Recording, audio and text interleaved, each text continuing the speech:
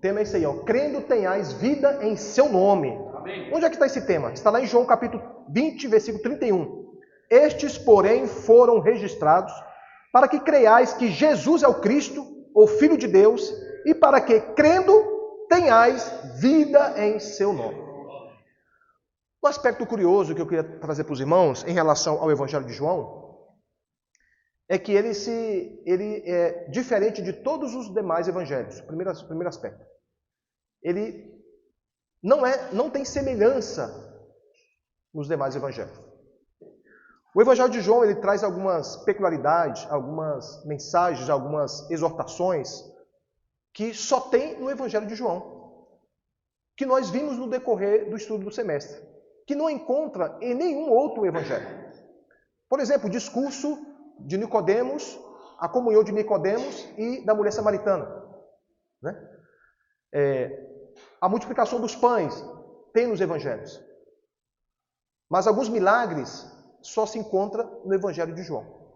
E isso, dentro da teologia, tem uma explicação fantástica. Porque o Evangelho de João ele foi escrito ali por volta do ano 90 depois de Cristo. Ou seja, então mais ou menos 60 anos após a morte de Jesus, do ministério terrenal de Jesus. João foi o único evangelista, apóstolo, que teve a sua maturidade plena, ou seja, ele não foi morto, não foi martirizado. Então João ele chegou a ter as cãs brancas no auge da sua maturidade. E Deus o usou. O apóstolo Paulo foi degolado, Pedro foi enterrado de cabeça para baixo. Então os apóstolos foram martirizados, morreram, jovens. João foi o único que permaneceu vivo. E morreu de velhice. Isso é tão significante que, por exemplo, na cruz, o Senhor Jesus designou a mãe dele para João cuidar. João é considerado o discípulo amado. Então é um evangelho que tem suas características. Mas qual é o contexto? Por que então João, o Espírito permitiu que o apóstolo João escrevesse esse evangelho próximo do ano 90? Se nós olharmos para a história, do século I ao século III, lá no início, tinha uma doutrina que estava se propagando, que era um movimento que depois se tornou uma grande religião, que era o gnosticismo, que vem da palavra gnose, ou gnose, que quer dizer conhecimento esotérico. Essa doutrina, esse movimento, ele começou, na propagação, ele tinha duas bases. E, primeiro, ele acreditava que a matéria era má, o corpo era mau, mas o espírito era bom. Por outro lado, também esse movimento negava 3 doutrinas da cristandade: a criação, a encarnação e a ressurreição. Então esse era um movimento que estava propagando, que era totalmente contrário aos ensinamentos de Jesus Cristo. Repito, o Evangelho foi escrito mais ou menos aí 60 anos depois que Jesus Cristo morreu e estabeleceu e concluiu a redenção. Então, esse negócio estava se propagando. Então, o apóstolo João, usado pelo Espírito, ele teve que escrever para confrontar essas ideias do gnosticismo. E não para por aí. Uma ramificação do gnosticismo que se chama-se docetismo. Foi um movimento menor, que não teve tanta força, mas causou grande estrago nos ensinamentos de Jesus. Esse movimento docetismo surgiu ali do gnosticismo, entendia que Jesus não veio no seu ministério terreno. Ele pregava aniquilar o ministério terreno de Jesus, onde que Jesus era simplesmente mais um espírito qualquer que ajudava as pessoas. Então foi uma ramificação do espiritismo, aniquilando o ministério terrenal de Jesus. Então tinha um problema. Qual o problema? O gnosticismo, que era contrário à criação. Deus não criou nada. Quem é Deus? Contrário à encarnação. Jesus, o homem Deus, se encarnou com conversa fiada. E era contrário ainda à ressurreição. Paralelo a isso, Jesus não teve um ministério terreno. Ele é só mais um espírito no meio de qualquer Se você clama esse Espírito, ele vai te ajudar, vai te salvar, etc. Então, no meio desse contexto terrível, o Evangelho de João foi escrito para confrontar essas ideias terríveis. E aí, você pode ler todo o Evangelho de João, mas esse versículo que nós lemos, está aqui o objetivo.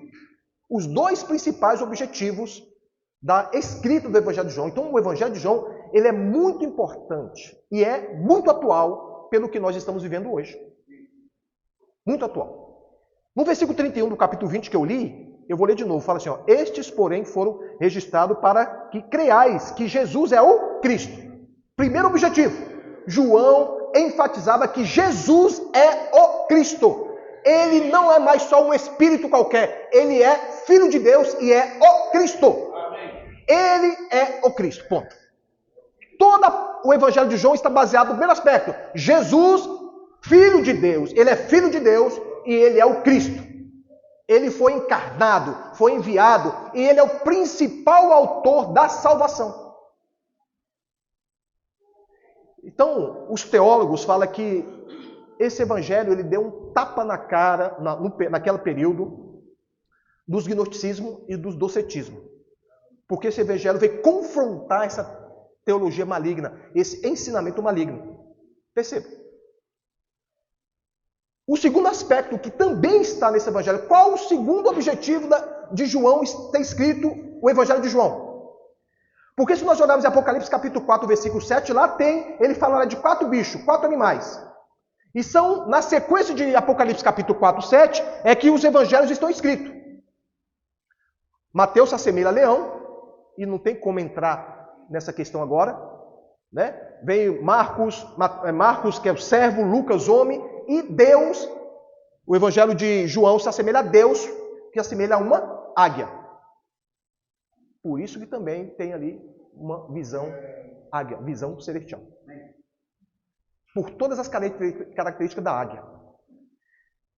E aqui no versículo 31 fala assim, o Filho de Deus, e para que crendo tenhais vida em seu nome. Aí aqui, ele traz a soberania da salvação. Segundo aspecto, segundo objetivo de João ter escrito esse evangelho.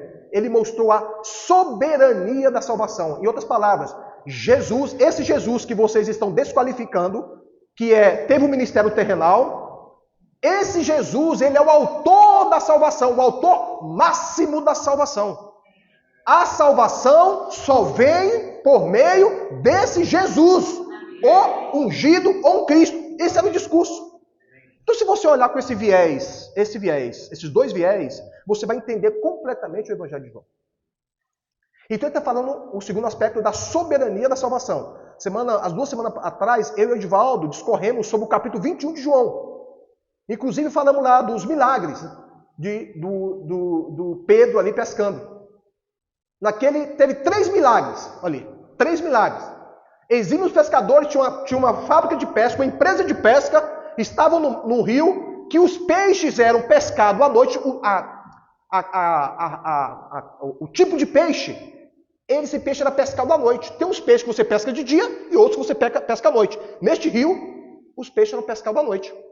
Exímios pescadores não conseguiram pegar nada a noite inteira. Primeiro milagre. Jesus falou, peixes, sai da rede desses pessoal aí. Porque me abandonaram. Passaram a noite inteira. No outro dia o Senhor Jesus, tem algo para comer aí? Tem não, porque não pegamos nada. Lança a rede do lado direito. Lançaram, sobre a tua palavra vou lançar a rede. Lançaram. Pegaram 153 peixes. Jesus falou assim, quando lançou, falou assim, peixes, entram na rede. Para mostrar para aqueles homens que a força deles não vale de nada sem Deus. A qualificação deles não vale de nada. Sim? Lançou e pegou. E a Bíblia fez questão de registrar 153 grandes peixes. Irmãos, para falar o terceiro milagre. A rede não se rompeu. A rede não se rompeu. Não sei se vocês já tiveram a oportunidade de ver um pescador em alto mar. Eu já tive essa oportunidade em ver os pescadores profissionais de alto mar. A quantidade de peixes numa rede dessa não suporta, não tem material que suporta, a rede se parte. A rede se parte. E uma rede, para pegar 153 grandes peixes, era uma rede muito grande. Entende? Então, humanamente, era impossível uma rede pegar 153 grandes peixes. Humanamente era impossível. Ele ia quebrar, ia rachar o barco e ia virar. O terceiro milagre, a rede não rasgou. E termina João capítulo 21, termina com o discurso. Qual o discurso? O Evangelho. O Evangelho, que o Senhor Jesus fez 3 perguntas para Pedro. Tu me agapes? Ou tu me agapiste, que é o amor ágape que vem do trono de Deus, que é o amor que o casamento, né, o marido e mulher, eles têm que se relacionar com esse amor. Existe o amor eros, o amor filéu, o amor torguete, o amor da amizade. Todos esses amores são falhos. O amor eros, ele é humano, é um amor fraternal. Todo mundo tem esse amor. O amor torguete é um amor físico, é um amor que o ser humano tem pelo animal, de cuidar do animal, nos serve. Mas o amor ágape é o único amor que supera todas as coisas, inclusive na relação conjugal. Fazendo um parênteses. Tem se falado aí muito em... Não é porque o amor acaba. Diz que na relação conjugal, os casados, né, a maioria aqui são casados, que, puxa, o amor acaba. Mas, na realidade, o amor natural, ele acaba mesmo. O amor eros, ele acaba. O que tem que permanecer é o amor ágape. O amor de Deus, porque o amor ágape é o único amor que supera todas as coisas, inclusive uma relação conjugal, onde 2 pessoas totalmente diferentes e estranhas. É o amor ágape. Inclusive o amor ágape também é o amor que supera e convence as pessoas do Evangelho.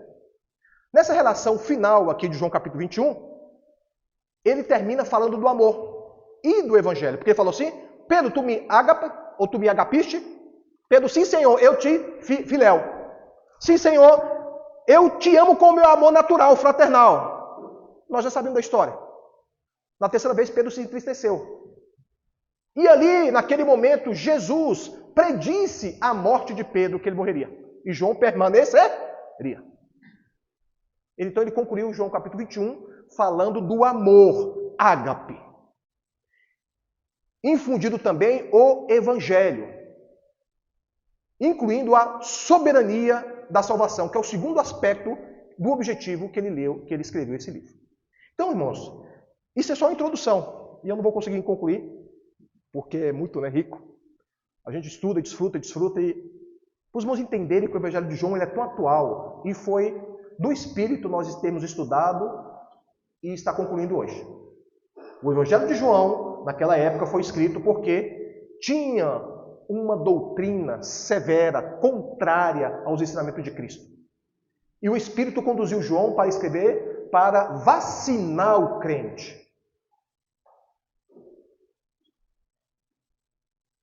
Sabe o que destrói a igreja? Não é o radicalismo, não é o islamismo, Hezbollah, Hamas, comunismo radical, Estado Islâmico, nada. A história tem mostrado que toda perseguição que a igreja sofre, ela fica mais forte. A história tem mostrado que a igreja se fortalece quando surge uma perseguição. Então, tudo isso aí que eu falei, vários projetos que tem no Congresso Nacional, dos deputados da linha do comunismo radical, querem exterminar a igreja, retirar o evangelho das escolas, que já tem feito em parte. Mas isso aí nada abala a igreja, pelo contrário, a torna mais forte pela história. Mas sabe o que, pela história, acaba com a igreja? O ensinamento teológico e doutrinário. A perseguição teológica e doutrinária. A perseguição teológica e doutrinária é o que acaba com a igreja. É o que destrói o plano original de Deus. Porque nós vivemos numa sociedade atual que a verdade hoje ela é relativizada. Eu não posso falar para um grupo de pessoas, na universidade, na faculdade, no meu trabalho, na escola, o que eu penso, o que eu acho em relação à minha fé. Porque eu posso ferir a consciência das pessoas. Eu posso magoar as pessoas. Porque a ideia é relativizar a verdade dentro do conceito do pós-modernismo. Qual é? A verdade, ela só é verdade para mim se for proveitosa para mim. Se a verdade não for proveitosa para mim, ela é relativizada. Esse é o conceito do pós-modernismo que está nas escolas. Não é nem o modernismo, é o pós. Então, é difícil então você falar sobre o Evangelho e sobre a verdade do Evangelho. Dentro desse contexto tem um liberalismo teológico que também tem acabado com a igreja. As igrejas da Europa, todas estão sofrendo com esse liberalismo. As igrejas da América do Norte, principalmente dos Estados Unidos, todas estão sofrendo por causa do liberalismo, porque a sociedade hoje é individualista, pluralista e diversificada. Viva a diversidade, onde a minoria tem mais privilégios e se sobrepõe à maioria. Não é isso? É o que tem se pregado. Isso aí tem aniquilado as igrejas. Mas eu digo uma coisa para os irmãos. A verdade, ela é invertebrada. Ela não estaciona em um terreno arenoso, de forma nenhuma. A verdade sempre foi a verdade, será a verdade. Doa quem doer. Homens e mulheres fortes, convictos de uma visão, mudaram a história. Os frouxos, não. Mas homens e mulheres fortes, convictos de uma visão, mudaram a história. Toda a história. A verdade, ela é verdade sempre. É verdade para mim, é verdade para você, é verdade para aquele. É verdade para aquela minoria, para aquele marginalizado, sempre vai ser a verdade. O que é a verdade? De acordo com a palavra e de acordo com o Evangelho de João, a verdade é o próprio Jesus Cristo. Ponto final. Essa verdade, então, ela é contrária a qualquer teologia e qualquer crença que nós achamos ou que nós cremos. Ou que nós tenhamos. Ou que nós achamos que devemos seguir. A verdade é Cristo. Ponto final. O ungido. O autor da redenção. E a realidade de estarmos aqui hoje. Então, perceba, irmãos, como esse evangelho é rico. Concluo falando assim, essa parte. Todas essas coisas que nós vemos aí, fortalece a igreja. A perseguição fortalece a igreja. Agora, a perseguição teológica e doutrinária, ela mina as bases. Ela fragiliza a coluna. Ela diversifica os ensinamentos. Ela planta o joio no meio do trigo. Ela traz confusão. E aí Judas capítulo 22 fala para que nós tenhamos paciência com os que têm dúvida. Ela traz dúvida. Judas nos ajuda. Tenha paciência com os que têm dúvida. Ela fragiliza, desencoraja os crentes e afasta os incautos da presença do Senhor. A perseguição teológica e doutrinária. Porque ela vai nas bases, na identidade da igreja, na identidade do evangelho, na identidade da redenção. Ela traz dúvida. Será isso mesmo? Será que Jesus de fato morreu? Um homem surge. Ele é o profeta. Não vamos seguir a Cristo, vamos seguir o profeta? É complicado isso, irmão. Esse negócio de analisar a palavra e de estudar a palavra, não. Ouve o profeta. Ouve o apóstolo. Sempre. Isso é heresia. É heresia. Mais à frente nós vamos ver que fala: quem crê em mim tem vida eterna. O verbo do presente e do indicativo. Tem. Eu tenho, eu vou ter, eu terá esse microfone. Eu tenho. Está na minha mão. Eu tenho. Quem crê em mim, quem em mim? Jesus Cristo. Tem. Não é terá ou vai ter. Tem a vida eterna. Não é quem crê no apóstolo, no padre, no pastor, no Jairo, no ministério tal. Não. É quem crê em mim, Jesus, o Cristo. Tem a vida eterna.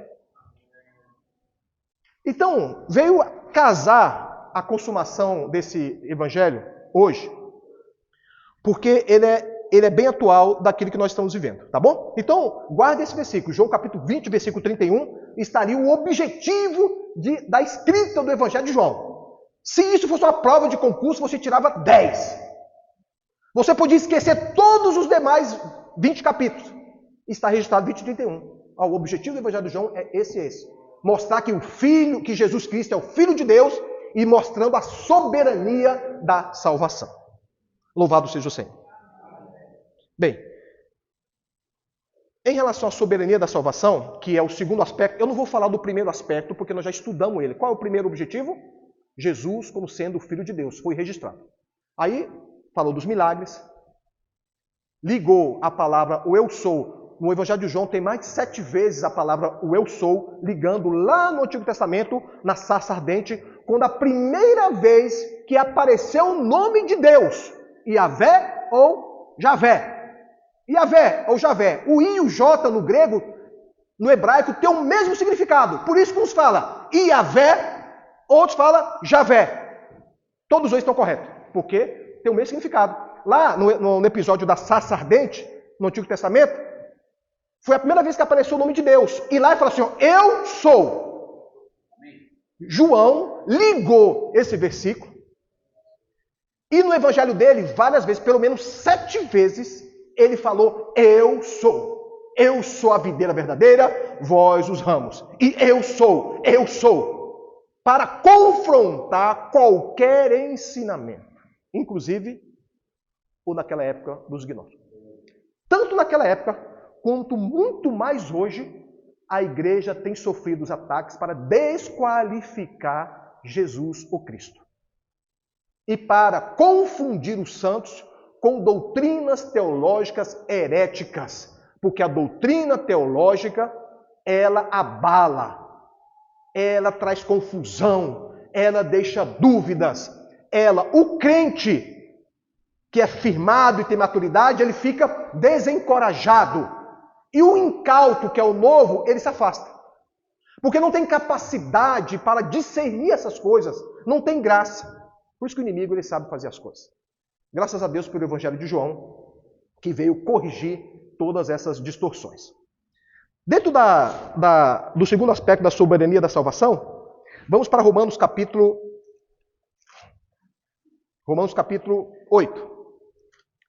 O apóstolo João, dentro do Evangelho de João, e dentro do segundo objetivo da escrita do livro, que é a soberania da salvação, ele traz cinco pontos cruciais, que vai falar da soberania da salvação. Eu vou discorrer desses 5 pontos para concluir. O primeiro ponto que ele traz é que jamais o homem pode salvar a si mesmo, a si próprio, jamais. Eu sou bom. Todo mês eu dou uma cesta básica. Eu sou bom com a minha mulher, eu sou bom com meus filhos, eu sou um bom pai, bom marido, no meu trabalho eu sou bom com meus funcionários, ou eu sou um bom funcionário, eu gratifico meus funcionários, eu dou gorjeta, no semáforo eu estou vendo um coitado ali, eu dou esmola, mas ele não sabe que aos que você dá esmola, você sempre vai dar esmola e ele sempre vai permanecer naquela miséria. Sempre. Aí ele acha que ele é bom e ele vai ser salvo. Jamais. Deus deixou registrado que o homem por si só, ele jamais pode salvar a si mesmo. É só a gente fazer uma reflexão, olha para nós, quem nós somos? Nós somos a neblina que logo se dissipa. Estamos aqui, logo a pouco já não estamos mais. Nesse tempo frio você olha, está uma neblina, daqui a pouco cadê a neblina? Vê o sol. Ou daqui a pouco vê a chuva, vê a tempestade, acabou. A Bíblia nos compara a uma neblina que está ali e logo se dissipa. A Bíblia nos compara com o apóstolo Pedro, que está ali, Jesus, jamais vai te acontecer algo, eu não vou deixar que essas coisas te aconteçam. E Pedro foi repreendido duramente. Afasta-te de mim, Satanás. Porque você não cogita das coisas de Deus, e sim de Satanás. Mas eu te digo, agora eu vou fazer uma revelação. E revelou ali a igreja. Então o homem, Romanos capítulo 8, versículo 34, vamos ler aqui. 33, fala assim, ó. E 34. Quem tentará acusação contra os eleitos de Deus, é Deus quem os justifica. Quem os condenará é Cristo Jesus quem morreu, ou antes quem ressuscitou, o qual está à direita de Deus e também intercede por nós. Segundo João Calvino, o homem está no estágio de depravação total. Né? O homem está no estágio de depravação total. O homem não consegue se salvar. Ele precisa da redenção. Ao Nicodemos, aquele culto, o homem culto lá de João capítulo 3, o que Jesus falou para ele? 2 coisas. Você precisa ver a Deus. ter um encontro com Deus. Para você ver o reino de Deus. E você precisa ser batizado na água e no Espírito para você entrar no reino de Deus. Opa. Que duas revelações maravilhosas. Você precisa ver e entrar. Dois verbos, ver e entrar. Ver o reino de Deus se vê quando você a salvação. E entrar no reino de Deus quando você é batizado na água e do Espírito. Você entra no reino de Deus. Então, Jesus trouxe ali qual era a receita. O homem por si só, ele não pode se salvar. Né? Ele, enfim, eu já disse, né? O homem carinhoso, enfim, coitado, vai ficar carinhoso nas terras exteriores, onde haverá choro e ranger de dente, porque Deus não estabeleceu isso para o homem. Estabeleceu o quê? O homem precisa ter um encontro com Deus. O homem precisa ter um encontro com Jesus Cristo. Doa a quem doer. Doa a quem doer. E tem também uma frase, né, que ecoa, que eu até compartilhei em um grupo familiar. Hans Andersen, uma escritora do século XVIII, ela escreveu um livro, A Vendedora de Fósforos. E ela fala assim, a Bíblia, a nação, o povo, mais cedo ou mais tarde vai descobrir que a Bíblia não é um conto de fadas. Irmãos, tomara que não seja o povo de Deus. Que não seja eu, que não sejam os irmãos. Porque, de fato, todas as coisas vão acontecer e vão ser realizadas, tá bom? Então, o primeiro aspecto da soberania da salvação é o homem não salva a si só, ok? Eu li João capítulo 8, versículo 34, tá bom? Vamos lá, o próximo. O segundo aspecto é quem escolhe quem? Quem escolhe quem? Vocês acham que é o homem quem escolhe a Deus? Não. É Deus que escolhe o homem. Irmão, mas eu sinto um amor por Deus. Eu sinto dizer que antes de você sentir esse amor por Deus, ou antes de você receber a salvação, Deus já te escolheu e já te entregou para Jesus o Cristo. Então ele escolhe, ele predestina e ele chama. Depois que ele chama, ele justifica. Depois que ele justifica, ele glorifica. Mas, irmão, eu aceitei o Senhor de coração, estou feliz, sim. Antes de você ter feito isso, Deus te escolheu e falou assim, ó, filho Deus ou homem Deus, toma aí, esse aqui. Em Efésios capítulo 2, versículo 10, fala que nós somos um poema. Nós somos um poema que está sendo escrito. Nós somos feitura dele, chamados para ele. Então, cada um de nós somos um presente dado de Deus para Jesus Cristo. Nós somos um poema que está sendo escrito. Tá certo que esse presente é bem derrubado, né? Quando você olha, puxa, eu sou o presente, Deus me deu para Cristo. Quando você olha, meu Deus, que presente derrubado, né? Mas Deus deu esse presente, que é você, que foi você, que sou eu, Ele deu para Jesus Cristo. Para ser escrito, nós somos um poema, de acordo com Efésios capítulo 2, versículo 10.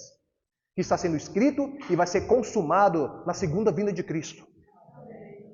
Quem escolhe é Deus. O amor que você sente é o refluxo do fluxo do amor de Deus que está sobre você. O amor de Deus sobre você é tão abundante que você tem um refluxo do fluxo do amor de que Deus já te escolheu antes da fundação do mundo, bobo. Então você não escolhe ninguém.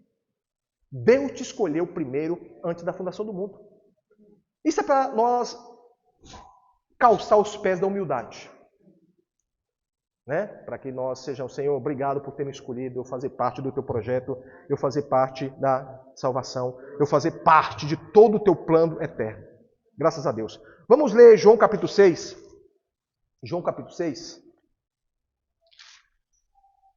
Louvado seja o Senhor. Os irmãos estão entendendo, irmãos? Sim ou não? Deixa eu achar o versículo aqui. 37. Eu quero que os irmãos leiam para a gente. Projeta aí, por favor. João 6, 37. Lá em cima. Vamos ler comigo? Todo aquele que o Pai me dá, esse virá a mim, e o que vem a mim, de modo... Lê mais uma vez, por favor. Lê mais uma vez. Forte, lê. Vamos lá. Todo aquele que o Pai me dá, esse virá a mim, e o que vem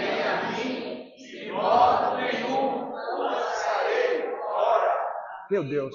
Irmãos, pega esse versículo e guarda no coração.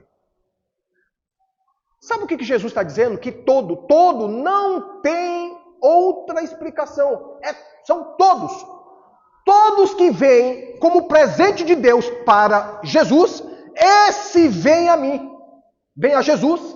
E o que vem a mim, a Jesus, de modo nenhum lançarei fora. Então tem um processo perfeito da economia de Deus. Ele predestina, que escolhe, ele chama, venha, ele justifica e ele glorifica. O processo é perfeito, não há falhas. Por mais que o inimigo tenta, o inimigo te desencoraja, você cai, leva um jab de direita, um jab de esquerda, fica com o olho amarrotado, aquela dor no corpo, tanto o inimigo te bater, te dá chicotada. Você se levanta, bate a poeira, invoca o nome do Senhor e vamos para frente. O Senhor é o que realiza em nós tanto querer como realizar. É Ele que realiza. Nós não somos donos da nossa vida, é Ele que realiza tanto querer como realizar. Então esse versículo deve ser guardado no nosso coração, né? Que é João 6, 40 e 37. Todo aquele que o Pai me dá, esse virá a mim, e o que vem a mim de modo nenhum o lançarei fora. Puxa vida, que maravilha. Rapaz, Oh, Senhor Jesus. Terceiro princípio da soberania de Deus. Eu falei que o homem jamais pode salvar a si mesmo. Eu falei que quem escolhe o homem é Deus, de acordo com João 6,37. E o terceiro é que Jesus, ele morreu pelas suas ovelhas. Jesus é o bom pastor que morreu pelas suas ovelhas. Já em João capítulo 10, versículo 11. Jesus, ele morreu pelas suas ovelhas. Aqui eu queria falar um pouquinho da doutrina da expiação. O que é a expiação? A expiação é a substituição. Nós fomos substituídos por Jesus. Jesus morreu em nosso lugar. Quando nós compreendemos isso, nós ficamos um crente muito mais amável, mais fácil de lidar. Mas temos que entender isso profundamente. A doutrina da expiação é uma doutrina de substituição, né? Jesus foi condenado em nosso lugar. Ele morreu em nosso lugar. E aqui, na redenção desse evangelho, a lei de Deus ela foi cumprida por dois motivos. A lei de Deus foi cumprida. Por quê? Pecou, tem que morrer. Porque, segundo Hebreus, sem derramamento de sangue, não há remissão de pecado. O povo de Israel pecou, pega o novilho e mata. Sem defeito, sem mancha, mata. E apresenta no altar. Pecou, meu amigo. Alguém tem que morrer. Quem vai morrer? Morre o novilho. Morre a cabra. Morre. Por isso que Jesus, no Novo Testamento, se tornou o Cordeiro de Deus que tira o pecado do mundo. Tira. Não tirou, não vai tirar. Tira. Um verbo também no presente do indicativo. Tira o pecado do mundo. Então, o Senhor Jesus, ele morreu pela igreja e por cada um de nós aqui. Ele nos substituiu. Então, eu falei que a lei de Deus foi cumprida, primeiro ativamente, porque ele obedeceu a lei fala, pecou, morreu. Sim ou não? Sim. Cumpriu esse primeiro requisito. E passivamente, qual foi a parte passivamente? Porque uma pessoa morreu por meio de um pecador. Alguém tem que morrer ativamente. E passivamente, uma pessoa morreu. Quem? Cristo. Mas quem era Cristo? Um inocente. Um inocente, irmãos, isso tem que nos constranger, porque um inocente morreu em vosso lugar. Um inocente morreu no meu lugar. Então isso é muito significativo, tá bom? Um inocente morreu por nós, para que não sofrêssemos o golpe da lei, porque se não tivesse esse inocente, nós pecadores deveríamos ser mortos, porque a lei diz, o escravo do pecado, aquele que é escravo do pecado, ele deve morrer. E o salário do pecado é a morte. Se o salário do pecado é a morte, então alguém tem que morrer. Morreu? Morreu. Uma pessoa morreu? Morreu. Alguém tem que morrer sim, obedeceu a lei. Morreu? Morreu. Morreu. Quem morreu? O pecador? Não, um inocente. Ok, então cumpriu a justiça de Deus e cumpriu a lei de Deus. Porque ali, no caso, o inocente morreu. Vamos abrir, eu quero... Muito rico isso, viu? Isso tem que nos encorajar. Né? Dentro de... Deixa eu achar esse livro aqui, antes de falar. Esse é o segredo. Primeiro você acha, depois você fala.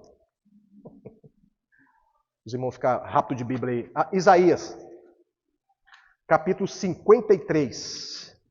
Recomendo vocês lerem, como dever de casa, Isaías capítulo 53. Eu não vou poder ler todo o capítulo, tá bom? Eu não vou poder pôr todo o capítulo porque é muito grande e por causa do tempo. Então, Isaías 53 é uma prefiguração da redenção de Jesus Cristo que aconteceria no Novo Testamento. Lá no Novo Testamento. A partir do versículo 4 diz assim, ó. Irmãos, olha aqui, chore comigo, olha o que ele fala. Certamente, ele quem? Jesus, tomou sobre si as nossas enfermidades e as nossas dores. Eu falei que aqui é uma predição do que aconteceria no Novo Testamento, tá bom? E as nossas dores. Levou sobre si e nós o reputávamos por aflito, ferido de Deus e oprimido. Mas ele foi traspassado pelas nossas transgressões e moído pelas nossas iniquidades. O castigo que nos traz a paz estava sobre ele, e pelas suas pisaduras nós fomos sarados. E pelas suas pisaduras fomos sarados. Todos nós andávamos desgarrados como ovelhas, cada um se desviava pelo caminho, mas o Senhor fez cair sobre ele a iniquidade de todos nós. Todos nós andávamos desgarrados como ovelhas, cada um se desviava pelo caminho, mas o Senhor fez cair sobre ele a iniquidade de todos. Ele foi oprimido e humilhado, mas não abriu a boca. Senhor Jesus. Como cordeiro, ele foi levado ao matadouro, e como ovelha muda perante os seus tosqueadores, ele não abriu a boca. Por juízo opressor ele foi arrebatado, e de sua linhagem quem dela cogitou? Porquanto foi cortado da terra dos viventes, por causa da transgressão do meu povo, foi ele ferido. Designaram-lhe a sepultura com os perversos, mas com o rico esteve na sua morte, posto que nunca fez injustiça, nem dolo algum se achou em sua boca. É um inocente que morreu. Todavia, ao Senhor agradou moê-lo, fazendo-o enfermar. Quando der ele a sua alma, aqui na tradução, vou fazer um parênteses, enfermar, a morte de cruz, você ali sofrendo o sangue se esvaindo, os historiadores falam que o Senhor Jesus aqui chegou na média de 42 graus de febre. Ali naquele calor de Jerusalém. 42 graus. Sendo ali, tem um versículo que fala que os ossos dele se derreteram. Por isso que fala aqui, ó, que ele adoeceu, enfermar. Quando der a ele a sua alma como oferta pelo pecado, verá a sua posteridade e prolongará os seus dias, e a vontade do Senhor prosperará nas suas mãos. Ele verá o fruto do penoso trabalho de sua alma e ficará satisfeito. Irmãos, qual é o fruto do penoso trabalho de sua alma? Lembra lá, eu sou o bom pastor, João capítulo 10, e dou a minha vida pelas ovelhas. Então ele morreu pela igreja. Qual é o fruto do penoso trabalho? A igreja.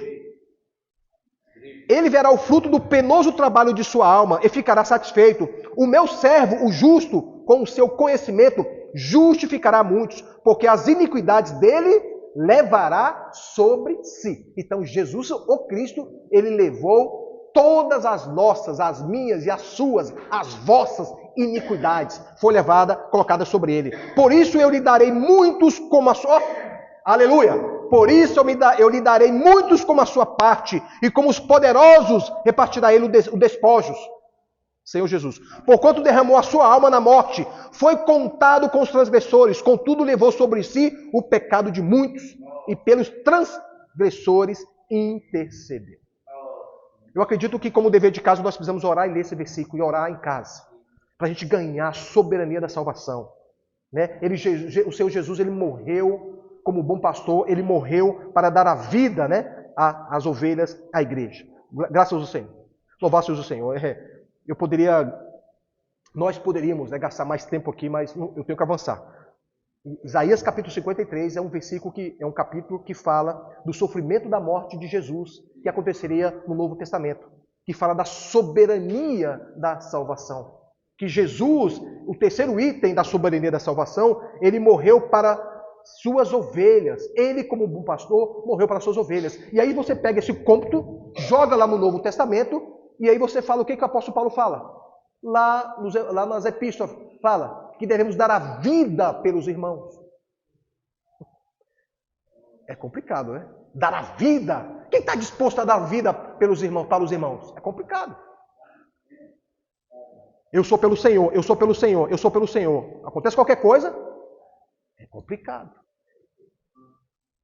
Mas, se nós olharmos para Cristo, o nosso bom pastor, o princípio é dar a vida pelos nossos irmãos. Que é o exercício do amor ágape sacrificial, tá bom? O amor que vem do trono de Deus. O quarto item que eu quero tocar, dentro da soberania soberania da salvação, que é o segundo aspecto, o segundo objetivo ao qual João escreveu o livro, o Evangelho, para combater as heresias, né? Combater as heresias da época, os movimentos contrários à cristandade da época, é a graça irresistível.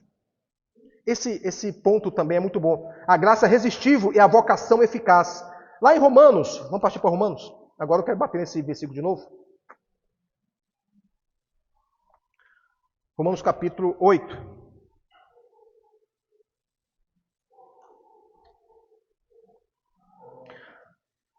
Eu já falei que todo aquele que Deus escolhe, Ele predestina, Ele chama e glorifica. Porque Jesus, Ele é eficaz. É o mesmo Jesus que Ele é eficaz para escolher e predestinar, Ele é eficaz para chamar, conduzir e glorificar. É esse Jesus. O processo, eu já falei, Ele é perfeito. E João fala assim, quem tentará acusação contra os eleitos de Deus? Irmãos, fique tranquilo com as perseguições. As perseguições nos tornam mais fortes. Quem tentará acusação contra os eleitos de Deus? Porque é Deus quem os justifica. Acabou. É Deus que nos justifica. Amém. E quem os condenará? Um certo irmão chegou para o outro e falou assim, você vai se ver diante do tribunal de Cristo. Você vai se ver diante do tribunal de Cristo. Por tudo o que você fez e decidiu. É só olhar esse versículo. Quem nos acusará? Quem nos condenará? É Cristo Jesus quem morreu, ou antes, quem ressuscitou, o qual está à direita de Deus, e também é Ele que intercede por nós, ora bolas. É Jesus o Cristo. Então essa graça irresistível e vocação eficaz, ela é eficiente. Não há falha em seu processo. Deus, Ele é soberano para escolher, para predestinar. Deus, Ele é soberano para chamar. Todos que os pais, sob der, vão vir a mim. Eu não vou jogar nenhum fora. Deus é soberano para justificar. Deus é soberano para glorificar. Porque Ele vai completar a sua obra em nós até o dia final, até o dia de Cristo. Amém. Ele vai completar. Amém. Queremos nós ou queremos não? Sim. Queremos nós ou queremos não? Ele vai completar essa obra. Não tem conversa. Quem? Eu fico muito encorajado com esse versículo, né? O Senhor Jesus aqui, Ele é categórico. Ele diz que todos que Ele receber vão ser glorificados. Todos que Ele escolher. Mas esse irmão está repetindo, eu estou repetindo. Os irmãos entenderem que a nossa salvação... Eu vou entrar no ponto final aqui, para concluir. A salvação, ela é eterna. A vida é eterna. Não se perde a salvação. O Evangelho de João deixou claro. A salvação, ela é eterna. Que é o último ponto que eu vou trazer. E vamos voltar para João capítulo 6. 37. Todo aquele que o Pai me dá, esse virá a mim. E o que vem a mim, de modo nenhum lançarei fora. Vamos ler mais uma vez? Vamos ler comigo? Todo aquele... Esse virá a mim, e o que vem a mim, de modo nenhum o lançarei Aleluia. Então eu trouxe aqui o quatro princípios sobre a soberana vocação, né? Sobre a soberana salvação. Estou trazendo o quinto e último princípio. A perseverança dos santos. A perseverança dos santos. Aqui, Jesus, ele é a garantia da nossa salvação. O Evangelho de João, ele mostra um aspecto da perseverança dos santos. Mas a perseverança aqui, amados irmãos e amadas irmãs, não é aquela perseverança para assim, eu vou me esforçar para fazer isso, eu vou me esforçar para levantar cedo, ler a Bíblia, Não é essa. A perseverança aqui é a perseverança em seguir Jesus Cristo. Qual é a nossa preocupação? A nossa preocupação não é fazer coisas. A nossa preocupação é em seguir Jesus Cristo. A perseverança aqui é em seguir Jesus Cristo. Quanto mais fiel eu for em perseguir Jesus Cristo, mais esse Cristo é grande em mim. E mais perseverante eu sou. E mais encorajado eu fico. E mais produtivo eu fico. Então qual é a relação? A relação é perseguir a Cristo. Não é fazer coisas. Não é fazer coisas, não. A perseverança aqui dos santos é em perseguir a Cristo. João fala aqui, João fala assim, vocês precisam se preocupar em perseguir a Cristo. Perseguir. Cristo vai para a direita, você vai para a direita. Cristo vai para a esquerda, você vai para a esquerda. Cristo vai em linha reta, vai em linha reta. Cristo manda você parar, você para. Cristo manda você dormir, você dorme. Cristo manda perseguir a Cristo. Aqui, em Lucas capítulo 21 e 19, eu não vou ler. Fala assim, é na vossa perseverança que ganhareis a vossa alma. Anota esse versículo, 21 e 19. É na vossa perseverança em seguir Cristo. Vamos ganhar a nossa alma cada vez mais, a salvação da nossa alma. Então não é o esforço em fazer coisas. Não é esse esforço, irmão. O esforço é encontrar e perseguir Cristo, Senhor Jesus. É só nós olhar para nós, né? Quem nós somos fracos. De manhã estamos encorajados, daqui a pouco estamos encorajados, daqui a pouco desencorajados. Então, qual o tamanho? Aí você tem que fazer uma pergunta para você interior. Qual é o tamanho de Cristo em mim? Qual é a minha relação de fidelidade para com Deus? Duas perguntas. Qual o tamanho de Cristo em mim? E qual a relação de fidelidade que eu tenho para com Deus? Porque a resposta a essas duas perguntas que cada um deve fazer, vai dizer e vai qualificar a sua perseverança em seguir a Cristo, tá bom? Senhor Jesus. Eu quero ler agora, eu já falei, né, que Cristo ele vai completar a obra em nós, com certeza, porque nós somos a poemia deles, nós somos o presente que Deus deu para Jesus Cristo, que baita presente, né? Eu não queria esse presente não, viu, Cristiano? Puxa. Mas graças a Deus que Deus quer, né, Mateus? Deus ele recebeu cada um de nós. O Senhor Jesus, ele recebeu cada um de nós. Porque esse presente, irmã Fátima, é um presente complicado, né? Estranho. Mas graças a Deus por Efésios capítulo 2, versículo 10, nós somos a poemia de Cristo. Feitura dele. Chamados para uma boa obra. Que maravilha. João capítulo... Vou concluir, tá bom? Em João, com esses versículos. Por quê? Porque, irmão, é importante essa questão da perseverança dos santos. Para que nós não caiamos em armadilhas e não ficamos atribulados com o dia de amanhã. Eu estou salvo ou eu não estou salvo? Puxa, será que agora eu estou salvo? Pensei uma besteira aqui, perdi a salvação. Quis pegar a Irene e dar... Ih, perdi a salvação. Não. O irmão pisa no teu calcanhar, você não fala, mas... Ih, perdi a salvação. Não. O Evangelho de João nos traz uma tranquilidade. Não se ganha a salvação de manhã e perde à tarde. A salvação, ela é eterna. Eu vou mostrar os versículos que traz. São pelo menos 4 versículos em um único evangelho que fala da salvação eterna. Por um lado, esse lado, nós somos chamados para a santificação e fomos chamados para a santidade, ok? Sim ou não? Qual é a nossa vocação? Sermos santos. Se alguém perguntar, questão de prova, qual é a sua vocação? A minha vocação é ser santo, ser separado. separado para Deus, separado para Jesus Cristo. Essa é a nossa vocação, ok? De todo o povo de Deus, a vocação dele é ser santo. A salvação é eterna. Jesus dá a garantia: de modo nenhum os lançarei fora. Ou ele fala assim, ó: todo aquele que me der, vem a mim, eu receberei. Mas se ele for cabra ruim, eu vou lançar fora. O cabra bom, eu vou... Não. De modo nenhum o lançarei fora, ok? Então Jesus Cristo, ele é a garantia na nossa salvação. Esse é um lado. Nós somos chamados para a santidade, para a santificação. Mas qual é o outro lado? Cuidado com a libertinagem. Porque o outro lado, então beleza. Beleza, então não perco a salvação, então beleza, vou para cá. Só que nós temos que entender que o pecado, ele não é comum. Ele é um acidente de percurso. O pecado, ele não é comum na vida do cristão. Ele sempre vai ser um acidente de percurso. Porque se ele for comum, tem algo errado. Tem algo errado com quem? Com a criatura, com a feitura dele. Com o presente que foi dado. O presente está danificado. O pecado é acidente de percurso.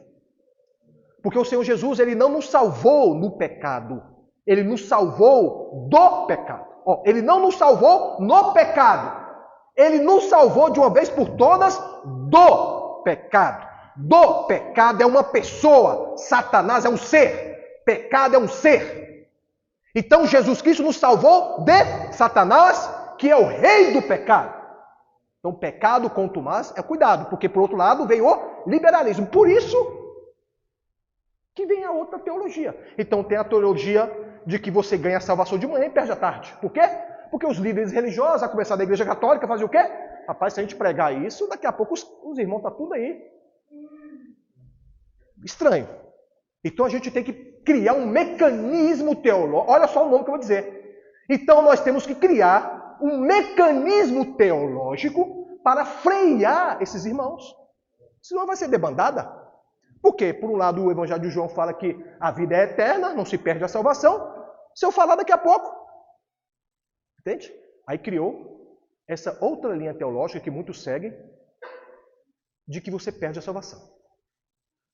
Mas eu estou dizendo categoricamente que a salvação é eterna, não se perde a salvação. Mas, da mesma forma que no aspecto humano, nós temos o freio. Qual é o freio da sociedade? A lei. A lei humana, o Código Penal aqui, o Código de Processo Penal, ele é o freio da sociedade, sim ou não? É o freio. A polícia é o freio da sociedade. A polícia está aí na rua para dar chicotada e prender. É o freio da sociedade. A sociedade corrupta tem um freio. Eu lembro lá de Santa Catarina, em 2016, 17, a polícia entrou em greve. Bancários saqueando mercado. Médicos saqueando mercado. Furtando televisão com televisão nas costas. Então o ser humano, por natureza, ele é corrupto.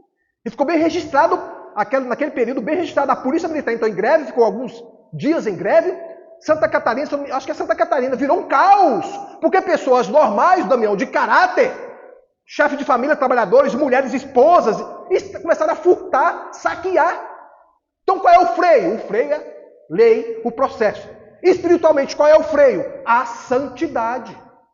O freio do cristão é a santidade. Nós somos chamados para ser santos. Nós não podemos criar um mecanismo de pregação para deturpar a palavra de Deus. João capítulo 3, para encerrar. Louvado seja o Senhor. Até aí tudo bem, irmãos? Sim ou não? Sim ou não? 15. Para que de todo que nele crê tenha a vida eterna. Presente do indicativo, é importante o verbo. Para que todo aquele que nele crê tenha a vida eterna. Vamos lá para o versículo. Porque Deus, 16, porque Deus amou ao mundo de tal maneira que deu seu Filho unigênito para que todo que nele crê não pereça, mas tenha a vida eterna. Todo aquele que nele crê, se brigar com a mulher de manhã, perdeu a salvação. Tem que se converter de novo, ganhou a salvação. À tarde pensou coisa ruim, perde a salvação. Não. Todo aquele que nele crê não pereça, mas tenha a vida eterna. Senhor Jesus. Louvado seja o Senhor. Vamos outro versículo? Eu queria discorrer sobre esses versículos, mas infelizmente não vou poder discorrer, tá bom? 36. Por isso, quem crê no Filho tem a... João 3, 36. Por isso, anotem esse versículo. Anotem. Para vocês não caírem no laço do passarinheiro. perde a salvação. Não. Então, explica esses versículos, tá bom? Eu já disse que a doutrina teológica que diz que perde a salvação é um freio criado pela religião para frear você onde você está, para você não virar um libertino. Mas eu estou dizendo que o freio do cristão é a santidade, a palavra de Deus. Porque a nossa vocação é ser santo. O pecado é um acidente de percurso. Não é comum. O pecado, quanto mais, ele deve ser tratado. Ok? 36. Por isso, quem crê no Filho tem a vida eterna. E o que todavia se mantém rebelde contra o Filho, não verá a vida. Mas sobre ele permanece a ira de Deus. João capítulo 5. Anote. 24. Em verdade vos digo, quem ouve a minha palavra e crê naquele que me enviou, tem a vida eterna. Mais uma vez, o verbo está no presente do indicativo. Tem, agora, tem a vida eterna. Ok? Não entra em juízo, mas passou da morte para a vida. Louvado seja o Senhor. Oh, glória. 6, 47. Em verdade vos digo, quem crê em mim tem a vida eterna. Eu sou o pão da vida. Não vou discorrer mais. De novo falou em a vida eterna. João capítulo 10. Louvado seja o Senhor. 28. Eu lhes dou a vida eterna. Puxa vida, olha que versículo. Marquinho. Eu lhes dou a vida eterna. Amém. Jamais perecerão. Amados irmãos, e ninguém as arrebatará da minha mão. Quem é ninguém? Quem é ninguém? É ninguém. Ó. Aí está o pastor. Ninguém, mas cuidado com o que você pensa. Porque você pode perder a vida eterna. É? Mas onde é que está isso, pastor? Vírgula, cuidado com o que você pensa, vírgula. Conhecereis a verdade e a verdade vos libertará. Eu tenho um grande amigo meu, que é profissional do trabalho. Ele é um pastor de um grande grupo, né? Com mais de 200 fiéis. E a gente tem tido comunhão, né? Ali. Ele fala, irmão, se eu falar que ele é da linhagem, né? De que perde a salvação. Rapaz, se eu falar, não vou falar não. Eu corro um grande risco. Eu falei, rapaz, você não crê na palavra que você tem falado? Não, meu amigo, não somos nós não. O freio do cristão é a palavra, que nos remete à santidade, rapaz. Você está pregando uma heresia para os seus irmãos. Enfim, é uma relação íntima, né? Entre dois amigos. Mas isso é um problema que está grave aí, irmãos. Eu estou trazendo aqui o versículo de João, por isso que ele vai encerrar com chave de ouro, tá bom? Não se perde a salvação. Por quê? Isso está dentro do quinto princípio da soberana, né? A soberania da nossa salvação. A perseverança dos santos. A garantia é Jesus Cristo, tá bom? Para fechar, no versículo 29, fala assim: aquilo que meu Pai me deu é maior do que tudo, e da mão do Pai ninguém pode arrebatar. Aquilo que meu Pai me deu, quem é? Aquilo que meu Pai me deu. O que foi que o Pai deu? Eu falei aqui, questão de prova. O que o Pai deu para Jesus? Como presente. Como poemia. Aquilo que o Pai me deu é maior do que tudo. E da mão do Pai ninguém pode arrebatar. Graças a Deus pela vida eterna. Que possamos continuar perseverando, perseguindo o Senhor. Jesus é o Senhor.